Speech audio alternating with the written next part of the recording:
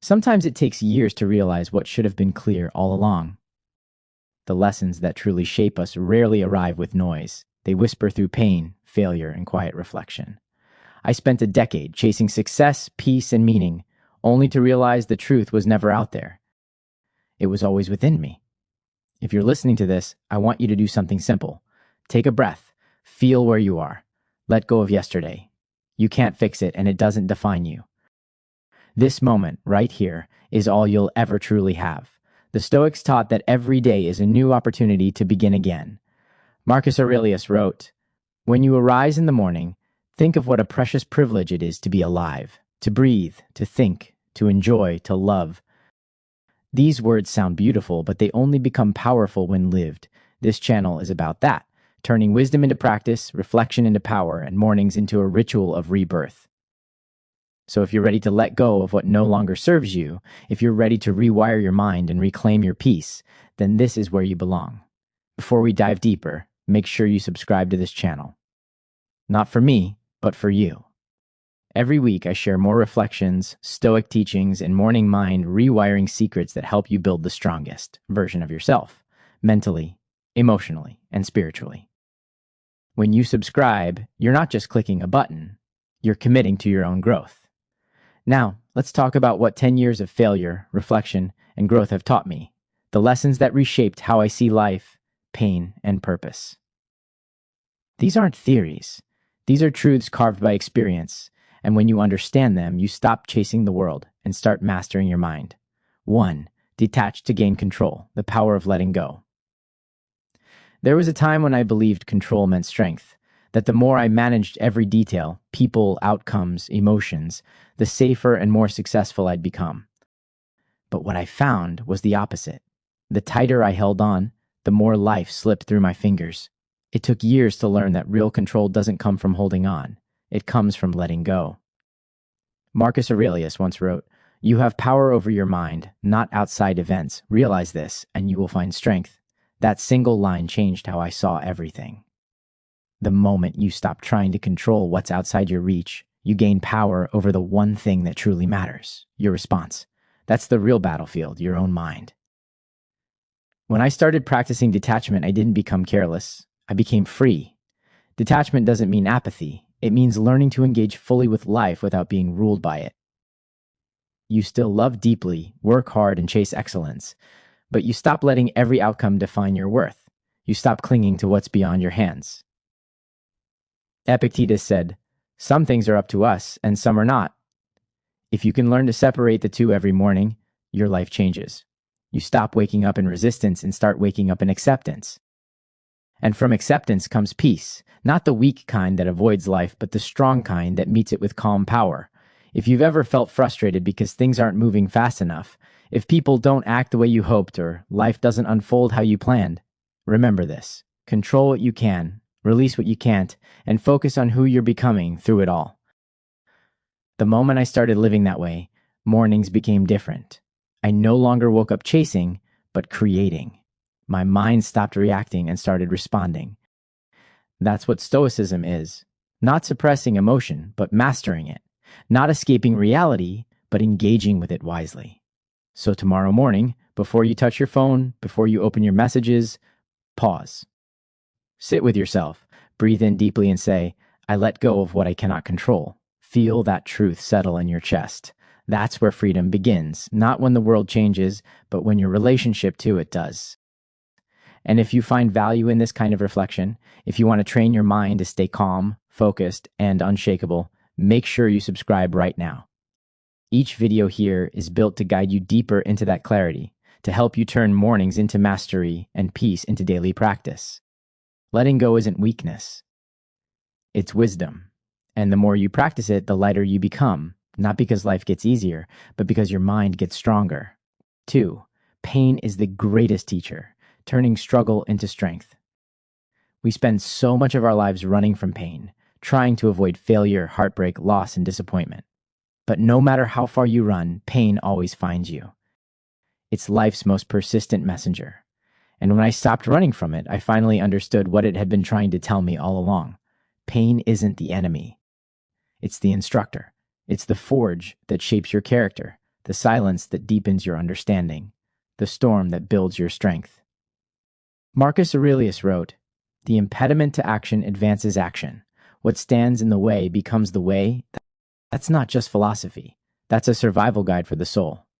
When you embrace pain instead of resisting it, it transforms. What once felt unbearable becomes fuel. What once made you bitter starts making you wiser. And that shift, that moment when you stop asking, "Why me?" and start asking, "What is this teaching me?" That's when growth begins. I remember mornings when getting out of bed felt like lifting a mountain. Everything felt heavy, the pressure, the mistakes, the regrets. But slowly, I realized that my resistance was what made the weight unbearable. Once I accepted the pain, something changed. I didn't have to love it, but I had to listen to it. Every scar, every setback was trying to prepare me for something greater. Seneca said, "Difficulty strengthens the mind as labor does the body." And he was right. You can't expect to develop a powerful mind without going through powerful challenges. The mornings that test you the most are the ones that grow you the most. When life feels hard, that's not punishment, it's preparation. So the next time you wake up and your heart feels heavy, don't numb it, don't run from it. Sit with it, ask it what it's trying to show you. Sometimes your pain is pointing toward a version of you that only pressure can reveal. The Stoics taught us that peace doesn't come from comfort, it comes from clarity. And clarity is often born in discomfort. If you can start your mornings with this understanding, that pain is not your enemy, but your ally, you'll walk through life unshaken. The world can throw storms at you, but you'll remain grounded because you've learned to stand still in the rain. When you begin to see your struggles as lessons instead of losses, your life transforms. You start thanking your past instead of resenting it. You begin to love the process more than the outcome. That's when you stop breaking down and start breaking through. So, if you're listening right now and you've been carrying pain, emotional, mental, or spiritual, I want you to know this. You're not broken. You're becoming. Every scar is proof that you're still fighting, still growing, still becoming more than you were yesterday. And if you're ready to keep walking that path, to keep growing through life instead of just going through it, make sure you subscribe. Join this community of people who choose strength over comfort, purpose over pleasure, and peace over chaos. Because together, we're not avoiding pain, we're mastering it. Your pain has something to teach you. Let it. Listen to it. And one day, you'll look back and realize that what you thought was breaking you was actually building you. 3. The morning mind. How stillness rewires your brain. There's something sacred about the first few minutes of your morning. Before the noise of the world seeps in, before the notifications, the messages, the endless distractions, there's silence. And in that silence lies power. How you spend that first hour of your day determines how you live the rest of it. For years, I woke up straight into chaos.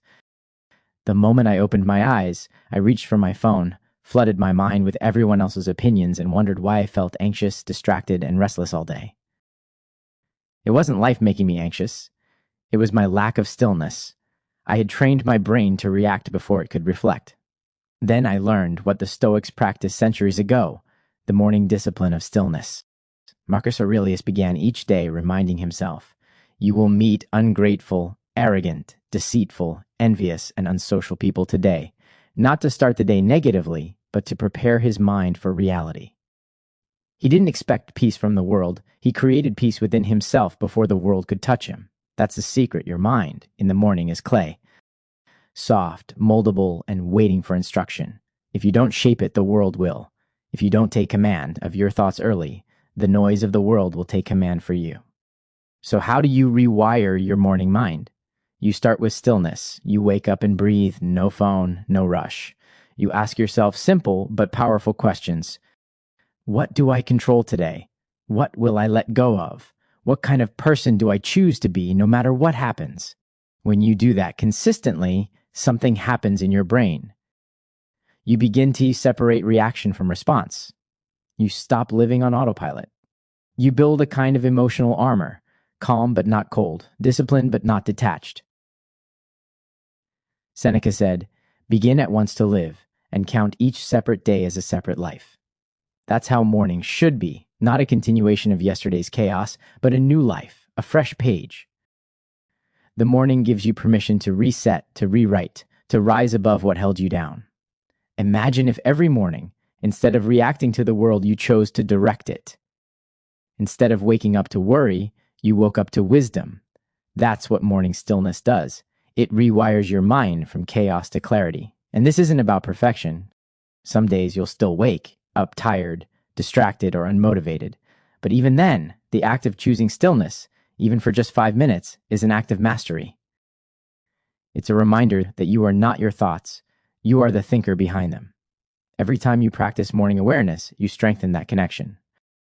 Your mind becomes sharper, calmer, and more grounded. You start to see that you don't need motivation, you need structure, you don't need control, you need clarity. If you've ever felt lost, stressed, or overwhelmed at the start of your day, this practice will change that. Start small. Just sit with yourself in silence, breathe, and remind yourself, today I lead my mind. Today I choose peace. If this message resonates with you, make sure to subscribe. This community is about more than motivation. It's about transformation. Each week, I share tools and reflections to help you build a calm, unshakable morning mindset rooted in Stoic wisdom. Join us and start mastering your mornings one thought at a time. Because when you own your mornings, you own your mind. And when you own your mind, you own your life. 4. Ego is the enemy, the art of humility and growth. Ego is one of the quietest destroyers of peace. It doesn't shout, it whispers. It tells you that you're right when you're wrong, that you're ahead when you're lost, that you're growing when you're actually stuck. For years, I thought confidence meant ego, that to succeed, I had to prove, to show, to be seen. But the Stoics taught me the opposite, that true strength is invisible and real confidence doesn't need to be announced. Epictetus said, "It is impossible for a man to learn what he thinks he already knows." That's the trap of ego. It closes your mind just when it needs to be open. When you think you've already mastered life, life will humble you. Every failure, every mistake, every disappointment, they're not punishments. They're reminders that there's more to learn, more to grow, more to become. There was a time when I chased validation, likes, praise, acknowledgement. I believed that being seen was the same as being valuable. But validation is a hungry ghost. No matter how much you feed it, it never feels full. What the Stoics taught me is that the moment you stop seeking to impress others, you start to impress yourself. The peace that comes from self-approval is stronger than any applause. Seneca wrote, "He who exalts himself will find ruin. The ego wants recognition, but the soul wants truth. When you quiet the ego, the soul speaks clearly." You stop measuring your worth by achievements and start measuring it by alignment, how closely you live according to your values. Humility doesn't mean thinking less of yourself, it means thinking of yourself less. It's the understanding that you are both the student and the teacher, always learning, always evolving. The moment you admit you don't know everything, your mind opens to everything. That's when growth begins. Marcus Aurelius, Emperor of Rome, one of the most powerful men in history, began each day reminding himself that he was no different from anyone else. He wrote, "Soon you will have forgotten all things, and all things will have forgotten you." That wasn't self-pity, it was perspective. Power without humility is corruption. Success without awareness is emptiness. If you want to rewire your mind, begin with humility. Every morning, remind yourself that you are both capable and incomplete. That's not weakness, that's strength, because humility invites growth and ego rejects it. The humble mind expands, the proud mind collapses. I've learned that humility is not about lowering yourself, but about lifting your awareness.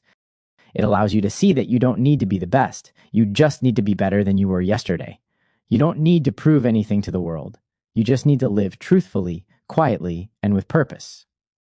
When you can look in the mirror and know that you're becoming more disciplined, more patient, and more aware than you were before, that's real success. The ego won't like it because it feeds on attention, but your soul will thank you. And if you're on this journey of rewiring your mind, if you want to let go of ego and live from awareness, subscribe to this channel right now.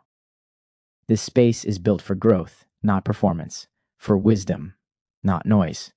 Together, we'll learn how to rise in silence and lead with calm strength. Because the truth is, the world doesn't need louder people. It needs wiser ones. And that starts with you. 5. The discipline of daily action, building strength through consistency. Everyone wants transformation, but few are willing to repeat the simple things long enough to achieve it. We live in a world obsessed with shortcuts, but the Stoics taught that the long road is the real road. They knew that discipline, not motivation, is what shapes destiny.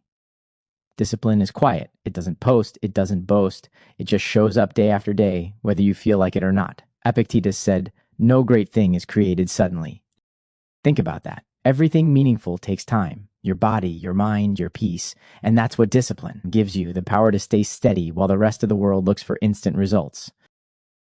There was a time when I waited for motivation to act. I told myself, I'll start when I feel ready.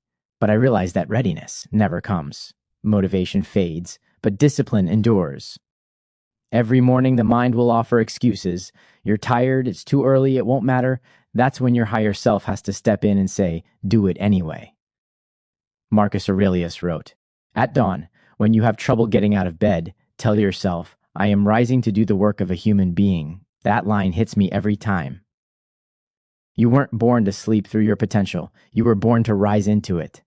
Each morning, when you choose discipline over comfort, you're shaping the person you become. Discipline isn't punishment, it's freedom. It's the structure that protects your energy, the rhythm that aligns your purpose. When you build consistent habits, reading, journaling, meditating, exercising, you're not just changing your routine, you're rewiring your identity. You begin to see yourself as someone who follows through, someone who leads their mind rather than being led by it. The Stoics practiced this daily. They journaled. They reflected. They trained their thoughts like a warrior trains his body. They knew that philosophy meant nothing without action, because wisdom unpracticed is wasted. So every day, they asked themselves, what can I do today to live with virtue, courage, and calm? And here's the truth. Your life won't change from one big act of willpower, but from thousands of small choices that compound over time. It's not about perfection, it's about persistence. The days you don't want to show up are the days that matter most. That's when discipline becomes devotion. The more consistent you are, the quieter your inner critic becomes. Because discipline builds confidence, not the loud kind that needs to be seen, but the deep kind that knows it can be trusted. You stop negotiating with weakness because you've trained your mind to obey strength. So, tomorrow morning, when the alarm goes off and your body wants to quit, remind yourself, this is how I rewire my mind. This is how I build peace. Every repetition of discipline is a vote for the person you're becoming. If you want to build that kind of strength, the kind that doesn't depend on moods or motivation, subscribe to this channel. Every week, we train together, mindset, reflection, and stoic morning discipline. You'll find peace through structure and strength through practice. Because in the end, your life is not shaped by what you feel. It's shaped by what you do every single day. 6. Gratitude over desire, the secret to lasting contentment. The mind has two voices, one that says, I need more, and another that whispers, I already have enough. The first voice leads to anxiety, the second to peace. For most of my life, I listened to the wrong one. I believed happiness was something waiting for me at the end of my goals, in more money, more attention, more success. But the Stoics taught me something different. Peace isn't found by adding more to your life. It's found by realizing how little you actually need. Seneca wrote, "It is not the man who has too little, but the man who craves more. That is poor." That line hits deep. Because desire never ends. Once you get what you want, your mind immediately finds something else to chase. Gratitude is the only thing that stops the chase. It reminds you that you already have what you once prayed for. I remember mornings when I'd wake up and immediately think about what was missing, the things I hadn't achieved, the people I hadn't impressed, the goals I hadn't reached. That mental loop created stress before the day even began. Now, I start my mornings differently. I wake up and say, thank you, not because everything is perfect, but because I'm alive to face another day, to grow, to try again. Gratitude rewires your brain. It shifts focus from scarcity to abundance, from lack to presence. Marcus Aurelius said, "Do not indulge in dreams of having what you have not, but reckon up the chief of the blessings you do possess, and then thankfully remember how you would crave for them if they were not yours." Think about that. Imagine losing what you take for granted today. Suddenly, the ordinary becomes sacred. The Stoics practiced gratitude as a discipline, not an emotion. They didn't wait to feel grateful. They chose to be grateful. Every morning, they reflected on the gift of time, the strength of their body, the people they loved, the lessons from hardship. Gratitude isn't ignoring your struggles, it's choosing to see beauty in spite of them. Desire screams louder than gratitude, but gratitude speaks truth. Desire says, I'll be happy when. Gratitude says, I'm happy now, even as I grow. And when you live in that state, peace becomes your baseline. You stop chasing fulfillment and start embodying it. The more grateful you become, the more power you have over your mind. Because gratitude kills comparison. It silences jealousy, dissolves envy, and reminds you that your journey is enough. The Stoics never wanted to escape life. They wanted to experience it fully with appreciation and awareness. So tomorrow morning, before you reach for your phone or dive into your routine, pause. Take a deep breath. Name 3 things you're grateful for. Don't just say them, feel them. Let that gratitude ground you, because the energy you begin your day with becomes the lens through which you see everything else. When you live from gratitude, life slows down. You start noticing small joys, the sunlight through your window, the sound of rain, the warmth of your coffee, the people who truly care for you. These are not small things, they are everything. And if you want to keep cultivating that mindset, a mindset of grounded peace and stoic gratitude, subscribe to this channel. Every message here is a reminder that happiness isn't something you chase, it's something you practice. Because the richest person isn't the one who has the most, it's the one who needs the least. 7. Memento mori. Living fully by remembering mortality. There's one truth we all share, one we try to ignore, distract ourselves from, and hide beneath endless busyness. One day, we will die. It's uncomfortable to think about, but the Stoics didn't avoid it. They embraced it. They called it memento mori. Remember you must die, not to live in fear, but to live in truth. When I first heard that phrase, it sounded dark. But over time, I realized it's not about death. It's about life. When you remember that your time is limited, you stop wasting it. You stop chasing things that don't matter and start focusing on what truly does. Mortality gives life meaning. It turns every moment into a gift, every breath into a blessing. Marcus Aurelius reminded himself daily, you could leave life right now. Let that determine what you do, say, and think. That's not a threat. It's guidance. It's an invitation to live with urgency and presence, because when you forget that your time is finite, you drift. But when you remember, you live deliberately. Think about it. How often do we act like we have forever? We delay our dreams, hold grudges, scroll mindlessly, and postpone joy as if tomorrow is guaranteed. But it isn't. The Stoics knew that every sunrise could be their last, and that awareness made them grateful for each one. Memento mori isn't about sadness. It's about clarity. It helps you see what's worth your attention and what's not. When you remember your own mortality, you stop trying to control others, stop chasing approval, and start showing up as your real self. You begin to speak honestly, love deeply, and act purposefully, because you know this moment might be the only one you get. Seneca said, "Let us prepare our minds as if we'd come to the very end of life. Let us postpone nothing." That's what I remind myself every morning. When I open my eyes, I thank life for one more chance to live consciously, to think, to act, to give, to grow. And if it were my last day, I want to meet it with gratitude, not regret. Remembering death doesn't make you fearful, it makes you fearless. Because once you accept that everything ends, you begin to live without hesitation. You take risks that matter. You forgive faster. You love deeper. You stop waiting for the perfect moment and realize this moment is the perfect one. Every time you face something difficult, fear, loss, or uncertainty, remind yourself, I will not be here forever, but I am here now. That awareness will rewire your entire mindset. You'll stop wasting time on what drains you and start investing it in what fulfills you. Memento mori brings peace, not because it promises more time, but because it reminds you to value the time you already have. That's the essence of Stoicism, to live wisely, courageously, and peacefully, no matter how long or short your life may be. So as you go about your mornings, carry this thought: if today were your last, how would you live it? Would you scroll through distractions, or would you create something meaningful? Would you complain, or would you be grateful?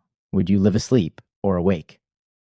Choose to live awake. Choose to live now. That's how you rewire your mind, not by adding more, but by realizing how precious each moment already is. And before this message ends, I want you to remember, this channel exists to help you keep that awareness alive. to help you rise with purpose, think clearly, and act with strength. If you haven't yet, subscribe. Join this growing community of thinkers and creators who are learning to live intentionally, just like the Stoics taught, with calm, clarity, and courage. Because life is short, but it's long enough if you live it fully. Take one deep breath right now. You've made it here for a reason. You're seeking something deeper: peace, focus, meaning. That's the path of Stoicism. It's not about being emotionless, it's about being unshakable. So as you leave this video, remember the lessons we've shared.